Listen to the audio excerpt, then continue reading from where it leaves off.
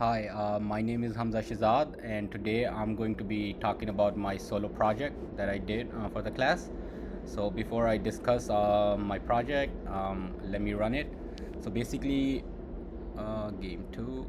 So, for my solo project, what I did a Flappy Bird game. So, basically, what you see is just the main screen, the start menu, and as soon as I press the button, which is the space button, is going to start the game.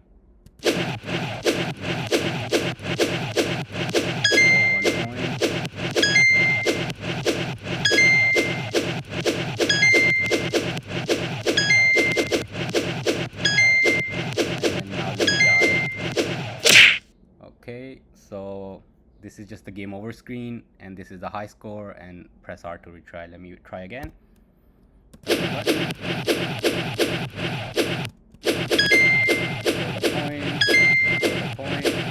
now I die.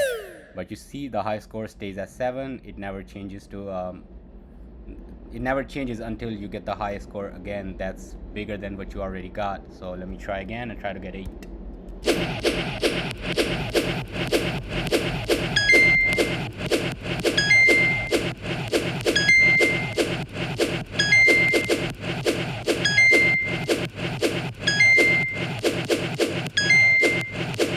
Now I just died. Score, high score 8. So yeah, this is basically the game that I made, the Flappy Bird game. So how does it work? So for starters, this is my main game. And what I'm using is the game base. So I'm using game base from professor's class. I'm making use of the sprite class from professor's class. From the class, I'm making use of the rectangle class. From the class, I'm making use of the camera class because we need because you see the scrolling that was happening. That wasn't actually the screen moving. That was the camera moving. So we're making using of the camera class. We're also making use of the animation class from the class. So most of the classes I'm using is from the class. So what I had to create was only bird.java, pipe.java, and soundmanager.java, because all those sounds that you see playing on the screen, it come from the sound manager class. And this was just to test that the sound class was working, and then I commented out. So let's go to my main game. Game.java. So what's happening here? So this extends our game base, right? Because game base is where our key events are, as well as our init method and our run method, right? Because that's where the game loop runs every 60th of a second. This is the one we created in class, came up together. We call operating system calls repaint, and repaint calls the graphics pen.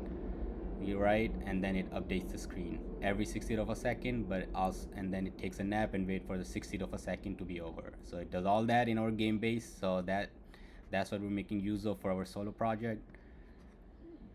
That's why we extend the game base. So first we have so this is just the bird object, which represents the bird, and this directly comes from the bird class right here.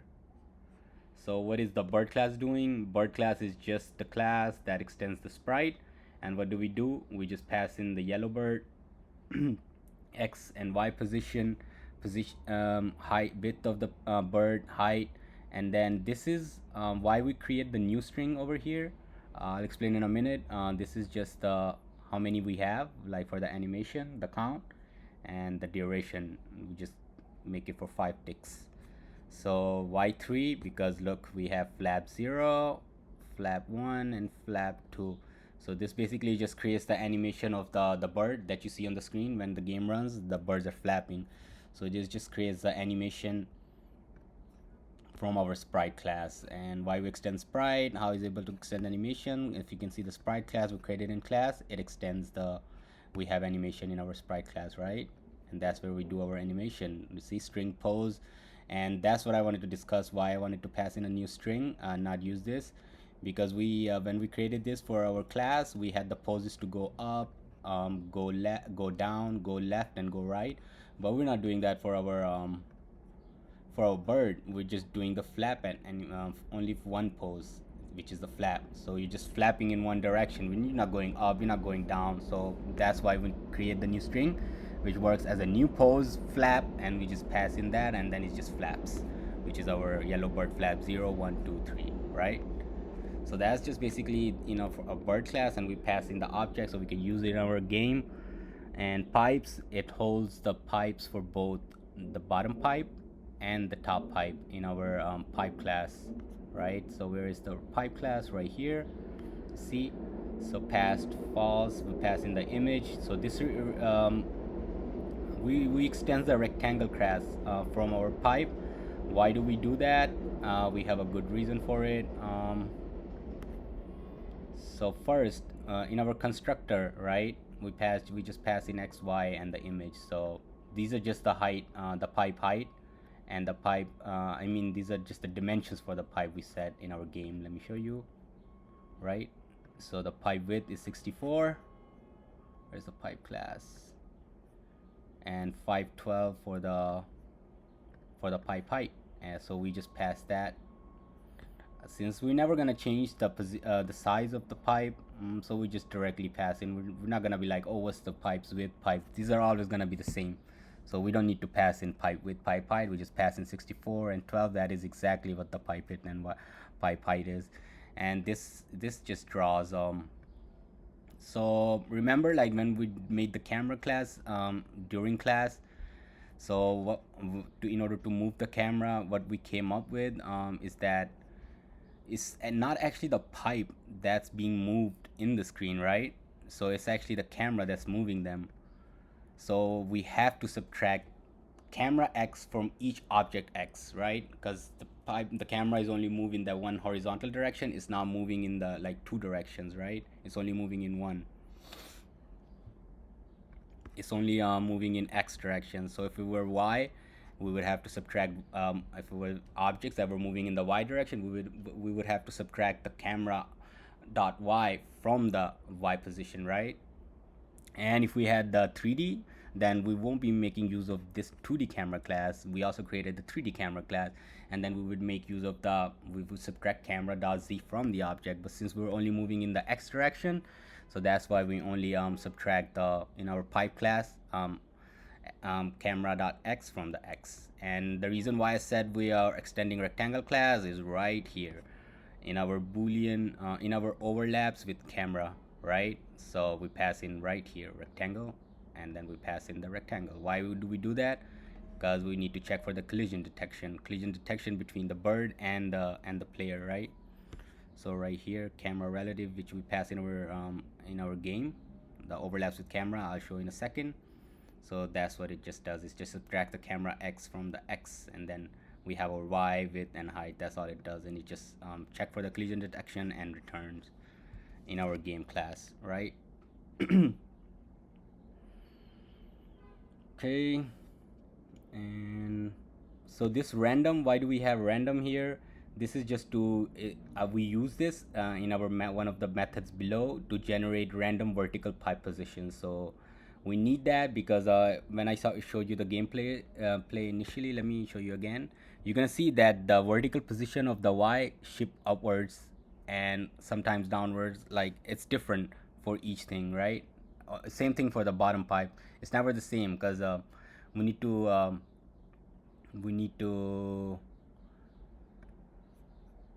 because that's what creates the tension, like, oh, you're not sure how the pipe, because if you knew that is the pipe's going to be in the same position for top and bottom, you could just keep the bird in the same position, and you're never going to have to suddenly press tap tap tap tap tap to go up or let go to go down to pass through the pipes. That's why we create the random, we create the random,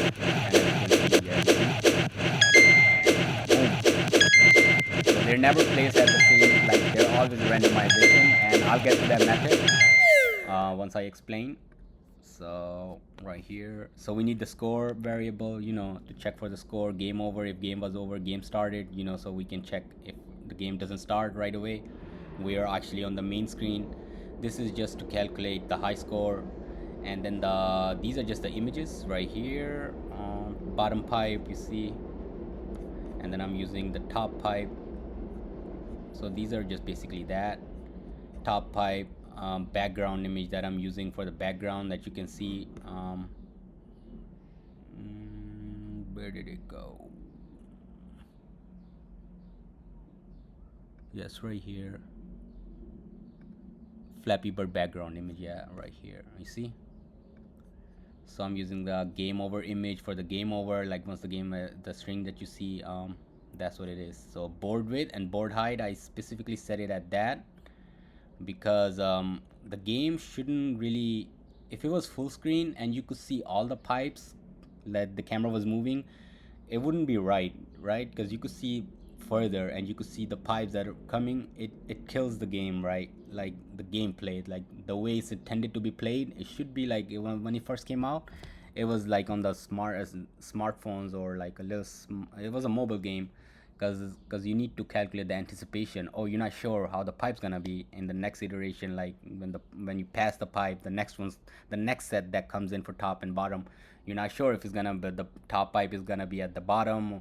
I mean, top pipe is gonna be like really further down, or on top, something like that. Yeah, so these width and height was good enough. You could change it, like you could make it like a little smaller or however you like it, but that's the one I like. Pipe timer, I need this variable because I calculated in the method below.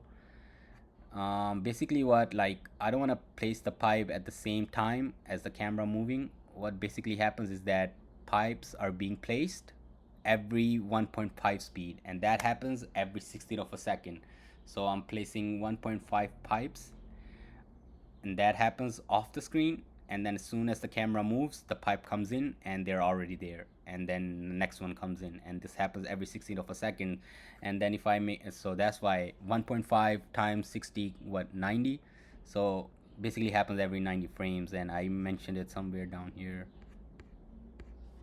Yeah, right here, pipe timer. So if pipe timer is greater than 90, place pipes. So we just place pipes after every 90 frames. I tested this number out. I changed it from 90 to even 30. I could show you right now, and the pipes are gonna look really bad. So let me show you.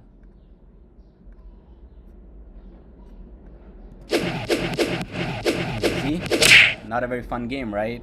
The pipes are just right there. It comes one after the other. It's not good. So that's like, I felt like this was a good number, 1.5 speed. If you want, you could change it up, but once I put it at after every 90 frames, it just looked right. That's all I remember it. Yeah, I think if it's like after every 90 frames, there's a good anticipation. And yeah, so this is our initialize method. Int velocity y.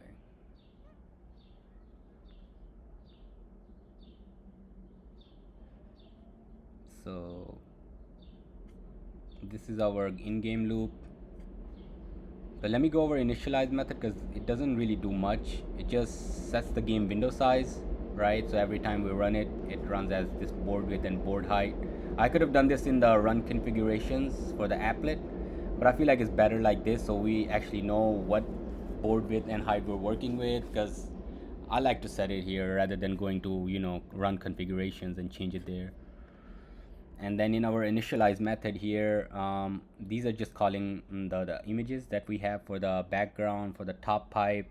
It just loads them using the toolkit that we learned in class, toolkit.getDefaultToolkit. So this just loads the images.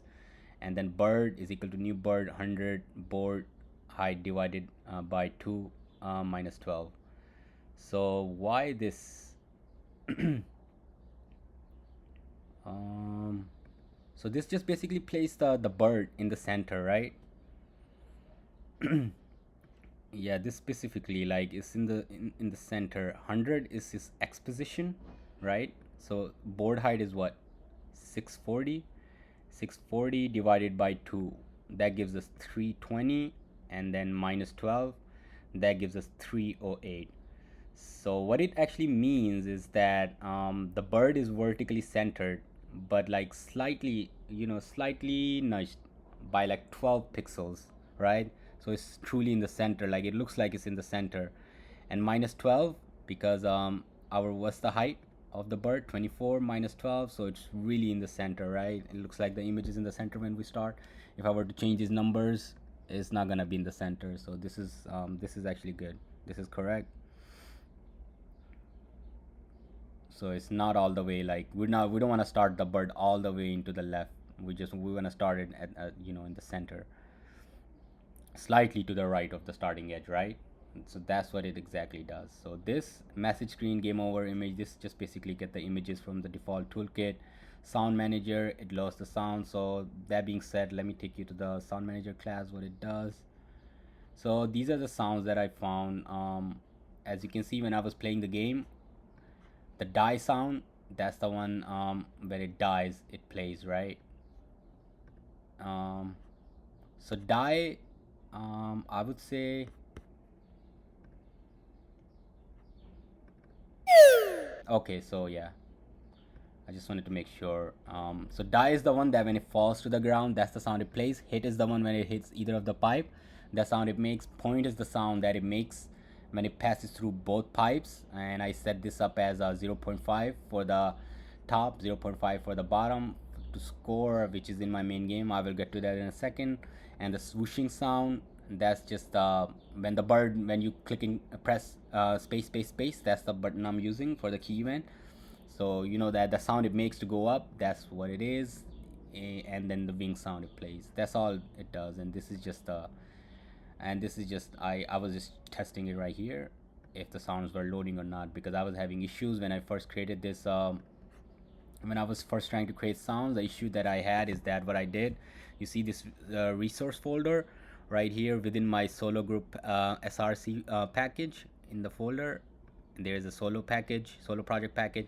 So I was making this as a in my source folder as a source folder, and for some reason the sounds were not loading, and I kept getting zero sound, zero file not found, right? Because file name would be zero. That's the first one, that's the first sound. So it wouldn't play for some reason. So I had to like tweak this. I had to create this folder right here.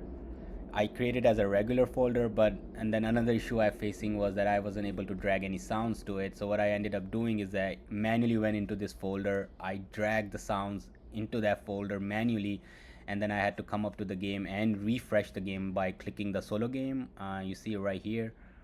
I had to, where it is, refresh. So once I did that, and then I had to click on project, clean project. After testing doing that, then the sound started working, and then it helped me set up the sound folder for the group project as well in a similar fashion. So that was that one issue that I came through when I was trying to load the sounds. Okay, back to my main project. So now we have in-game loop. So in-game loop is just pretty much self. So remember, we have game over variable, right? Game over, which is set to false. So as soon as we come up to our game loop, we check for that. If game over and pressing R, reset game, right? Return. So don't do nothing. If game is over and you're pressing R, you just reset the game. And then same thing here. If game not started, you set the game started is equal to true if pressing space, because when I run the game, you see the main screen, the main menu, right? It doesn't start the game right away, so we have to wait on screen, right? And then when I press, as soon as I press space, it starts the game, and then I start playing the game. So pressing space. So this is just to, I set the velocity. Remember what is velocity, right? I set the velocity here as 1 and gravity here as 1. No, I set the gravity here as 1 and velocity as 0. And we know from math that velocity is a change in position over time. And what is gravity? Gravity is a change in velocity over time. So why we set the gravity at 1 and velocity as 0? Well, first of all, the bird goes up by -9. Why negative? Because as we learned in class that when you move up in the y direction, the y is negative, and as you move down in the y direction, the y is positive, right? But that's not true in our math class. Math class is, yeah, so pressing space is equal to false, right? So velocity plus equals gravity, bird dot move down. velocity. So what's basically happening here is, right, this move down function we're using from our rectangle. So we're pushing the bird down by adding 1 to the gravity. So initially velocity is -9, right? So we're in our game loop, right? So game loop goes every 60th of a second. So what's happening is gravity is 1, is gonna go one iteration, gravity becomes -8. Next one, -8, -7, -6, -5, -4, right? So keep deducting the gravity. Why do we need this, and why do we need to move the bird down? Because let me show you. If we don't press space, what happens? The bird dies right away. Why is happening? It's happening because we're adding gravity to velocity in each iteration, and it's happening every 16th of a second. So every 16th of a second the bird is being drawn. It's lower, lower, lower, lower each time. But since this is a moving game, this is a video game, not a photo, so it gives you an illusion that, oh, the bird fall off the screen. Look, check it out one more time. See, it fell off the screen. So that's what it's just checking for gravity for that. That's why we do this. And then if bird y dot greater, if bird dot y is greater than bird height, game over is true. Why? Because the bird fall off the screen. Now it's greater than height. It's not on the screen. Boom, game is over. And this just check for this high score. So if score, like when I was showing you, like how when we had the 7 high score, and then in the next iteration I scored 2, but it didn't really changed it because of this. We only change it if our current score is greater than high score, but that only happens if I'm running the game, right? I press R to retry, it happens, because you see when I close the game and I have to run the Java program again, the high score is reset to 0. But that is something more advanced and difficult, I think, to implement within the I don't think that you need like more stuff for this. That's what I believe, to program that.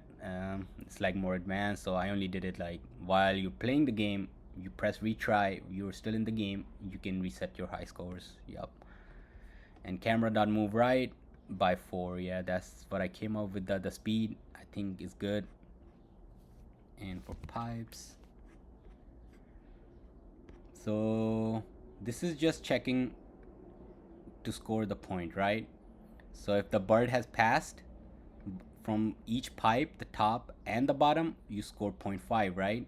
And that gives you whole 1 point, because you see on the screen when I was able to pass through the pipe, it was always like 0.5 for top pipe, 0.5 for the bottom pipe, and then you get 1 point. And this just plays the sound, because that's where it needs to play the sound. It doesn't need to play throughout the game, only when you score points. So you play score point sound. And this is the method that I was talking about. I created in my in my pipe overlaps with camera, right? So this is where we were checking that if the bird overlaps, right? Come back here, right? If the bird overlaps with the pipe with respect to the camera, because it's not the pipes that are moving, pipes are moving, the object is not moving, the camera is moving, right? That's why we subtract camera.x. That's why overlaps with camera, bird, we pass in bird, and then game over is true. And then we check for the high score here. The game over screen pops up, and the hit sound, why? Because it overlaps with the pipe. Either pipe, you play that hit sound that I placed. And this one I already explained, the pipe timer, why we needed to do, why the number is 90, because I select the pipe speed to be placed at 1.5, and then they're being placed. I'm going to come up here and explain. They're being placed like right off the screen. So as soon as the camera moving, the pipe, you see the pipe coming in. That's what is happening, right? The X position is set to camera.x plus board width, right? It's somewhere here, right? Yeah, because I call this method place pipes right here, right after checking the 90 frames have passed. So this is where I do the X position, right? This adds the top pipe to the pipes list, and this one, this adds the pipe to the bottom. So camera.x keeps moving to the right as the bird flies, right? And camera.x is just places the pipes off screen, right? And this is for top pipe, this is for bottom pipe. But we need one more thing for the bottom pipe, is the opening space, right? Because we need that opening space to place the bottom pipe at the bottom, because without it we need to calculate this. And then random, how does the random work? Opening space is right here. You see, this is where we create. Board height is what, I believe it comes out to 160, 640, right? So 640 divided by 4, 160. Yeah. So we place our bottom pipe from that position. That's why we need the plus opening space, random pipe height plus the pipe height, right? We need that to place it at the bottom, and then the bottom pipe image, we just place that. And this is just a vertical gap, right? So what it means is that we want the bottom pipe to start exactly below this gap, right? Because the top pipe we create first, and that's why we put the opening space right here. And so this is just randomization, the random pipe y. Remember I created the random right here from the random class. So it's just checking that. Where did it go? Yeah. So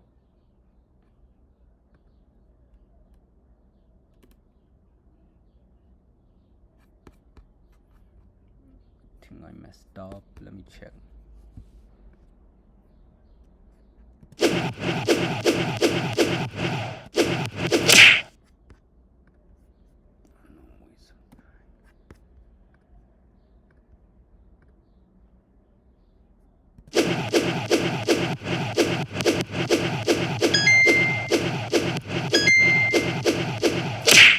Okay, yeah. So this random pipe, I want to explain this. So basically we're subtracting, right, from pipe height. What is pipe height? Pipe height divided by 4.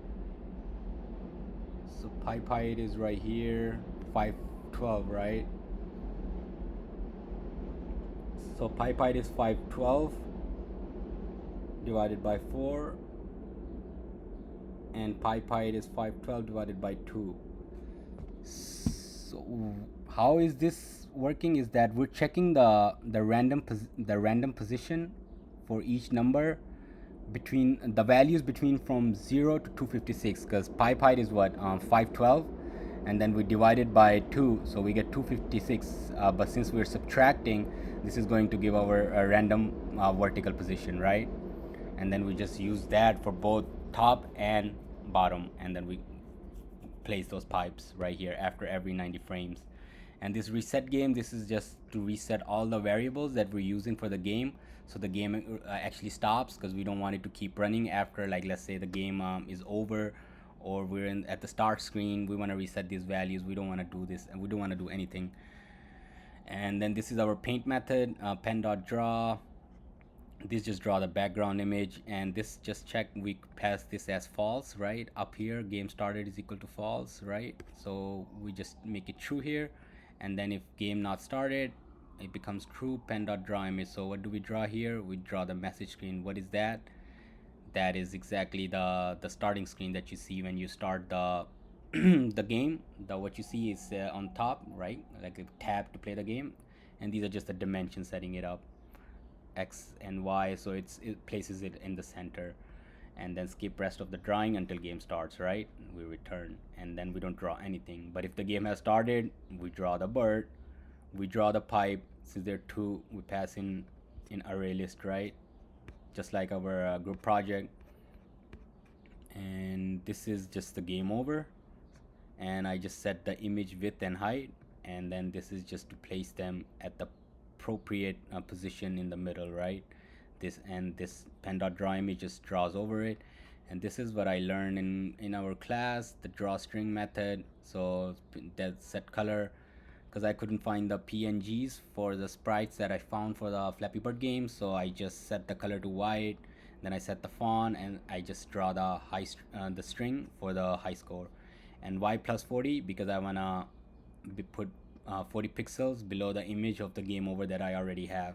And I don't do anything for X, because I want to align the H of the high score with the game of the game over. Same thing for the retry. I don't do anything for X. I just want to put it 40 pixels below the high score. But why 80? Because I need to anticipate 40 for this and 40 for top, so I put it 80 pixel below. If none of that is true, then I just draw this string for the score. Because this only get draws if the game is over, right? Else you show your you draw that string, and that's pretty much it. Plain 32 color dot white.